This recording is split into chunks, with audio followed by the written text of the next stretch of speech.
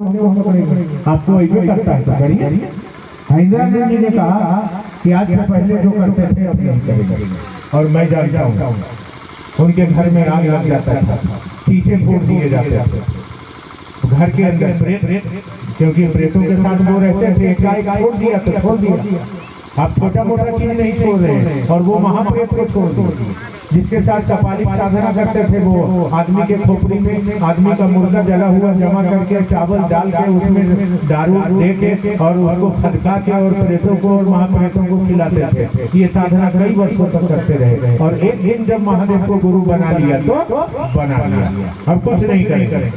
चाहे गुरु जो कहेगा तो करेंगे, हम चेला बने हैं। वो भी गुरु कौन? देवाधिदेव महादेव। ठंडा लग रहा है क्या? देवाधिदेव महादेव। जब महादेव को अपना गुरु बना दिया तो बना लिया, अब कुछ नहीं करेंगे। और तब आया एक साल बीता, 74 से 75, बहुत कष्टदायक समय बीता। प्रेत लोग चाहते थे कि आवे श्मशान में क्रिया करें, हम लोग को भक्षण दें, और वो छोड़ दिए। दीदी लीला महाराज के गोद से बच्चों को उठा के पटक देना, माथा फाड़ देना, घर में आग लगा देना, शीशों को तोड़ देना। दीदी जब बेड से उठ के नीचे से निकलती थी घूमने के लिए, जाने के लिए, तो धक्का दे देना, उनका कमर से नीचे तक प्लास्टर चढ़ा रहता था। कितना कष्ट में लोगों ने महादेव को उतार कर दिया है, आपको मालूम नहीं है, मुझको पता है, इसलिए मरता हूँ उस हरिंद्र के ऊपर। अरे महादेव को तो मैंने देखा नहीं है, लेकिन हरिंद्र में शिव को देखा है। हरिंद्र को अगर पकड़ के रखूंगा तो उसका एक ही काम है कि हमको शिव तक फेंक देगा, दूसरे लोगों को पकड़ूंगा तो वो मुझको जगह जगह ले जाके पटक देगा। ये मुझको अच्छी तरह पता है। मैं बैठ के देखा हूँ आसमान के लोगों को आते जाते वहाँ। अब मैं जानता कैसे था कि कोई आए हैं? उस समय कम लोग रहते थे वहाँ, तो उनके सामने भभूत, बेलपत्र, अच्छा कुछ चीजें जो श्मशान की आके फटाक से रखा गई। मेरा आँख फटा रहता था, मैं उनको देख रहा हूँ और वो किसी और से बात कर रहे हैं। हम लोग तो अंधे आदमी। जब वो चले जाते थे तो हम पूछते थे कि जी कौन आया था, तो उस समय उनका आवेश बहुत गहरा होता था। श्मशानी आदमी थे, गाड़ी से ही बात करते थे, और उनकी गाली हम लोग के लिए आशीर्वाद बनती चली गई। पूरा गर्म रहते थे, दिन में बताए नहीं। जब थोड़ा टाइम मिले तो पूछते कि जी कौन आए थे, तो बोले कि साले होश में। और भी बहुत सारी बात जो मैं आपको नहीं बोल सकता, मेरे लिए प्रसाद है।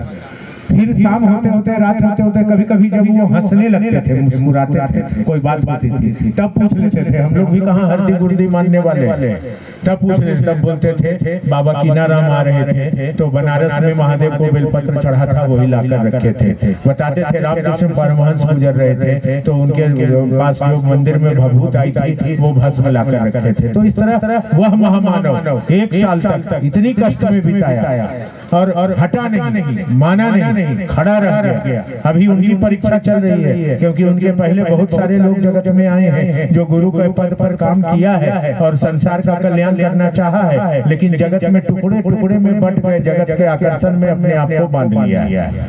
तो उनकी भी परीक्षा चलेगी ना, क्या पता आदमी के शरीर में ही आया है तो हो सकता है जगत के भाव से भारी हो जाए। और 1 साल तक इनके साथ ये घटना चलती रही, और ये टस से मस नहीं हुए। अंत में इनको शिव ने इनके लिए सूत्र दिया, नमः शिवाय। 1975 में आम के पेड़ के नीचे मुजफ्फरपुर के तुर्की प्रखंड में दिन के 2 बजे इनके मुंह से निकला, सांस पर नमः चढ़ा, शिवाय लेके उतर गया। मिल गई लेकिन तो खोजत रहनी माँ पूछी का भुलाई, चाबी भुलाई रहा, मिल गई। नमः शिवाय ताले की चाबी मिल गया उनको, शिव को प्रणाम करने का मंत्र और विधि के साथ मिला। 1982 में महादेव ने भोग ग्रहण किया, महादेव ने दया किया, यह सूत्र मिल गया। अब आया 1985, जब महादेव ने हरिंद्रानंद जी को उठा लिया कि यह विश्व कल्याण का सूत्र दे सकता है, इसकी मानसिकता अब ऐसी है। वो परीक्षा में पास किए, तब उनको शिव ने अपना शिष्य बनाया और उनके लिए 2 सूत्र दिया, पहला दया और दूसरा प्रणाम। अब वो जगत के लिए सूत्र दे रहे हैं, हमारे आपके लिए दे रहे हैं महादेव। पहली बार ये मृतलोक पर घटना घट रही है, आज से पहले ये घटना नहीं घटी है सृष्टि में, जगत में।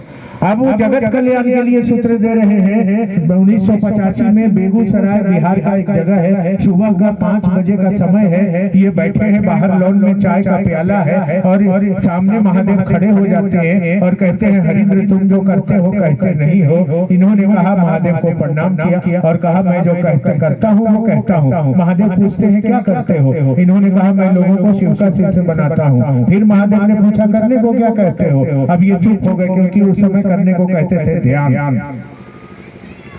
तब अंततः महादेव, अब शिव सूत्र का पदार्पण मृतलोक में हो रहा है, तब अंततः महादेव ने कहा तुम जो करते हो दूसरों को करने को कहो।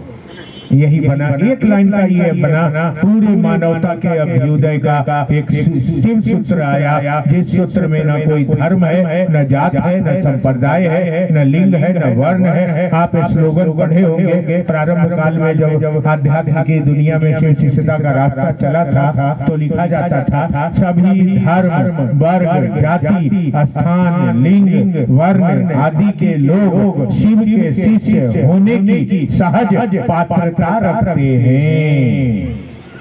यानी अब शिव सूत्र आ गया, अब वहां ये स्थिति आ गई, हमारे आपके तल पर वो दे दिया गया। आपकी घोषणा हो गई, हमारी घोषणा हो गई, हमने शिव को गुरु बना लिया। कोई धनबाद में, कोई तोप चाची में, कोई रंगा माटी में, कोई सोना पहाड़ी में, कोई कहीं, कोई कहीं, कोई कहीं अब रहने लगे। शिव सूत्र हमको आपको मिल गया, वरेण्य गुरु भ्राता के द्वारा हमारे आपके जीवन में शिव सूत्र का सूत्रपात हो गया। अब इस सूत्र के साथ हम क्या कर रहे हैं? हमारी भी परीक्षा होगी। महादेव तो नहीं लेंगे लेकिन हरिद्रानंद छोड़ेंगे नहीं। आप ये मत पूछिए कि वो मर गए, वो जिंदा है। अगर वो जिंदा नहीं रहेगा तो महादेव का काम होगा ही नहीं।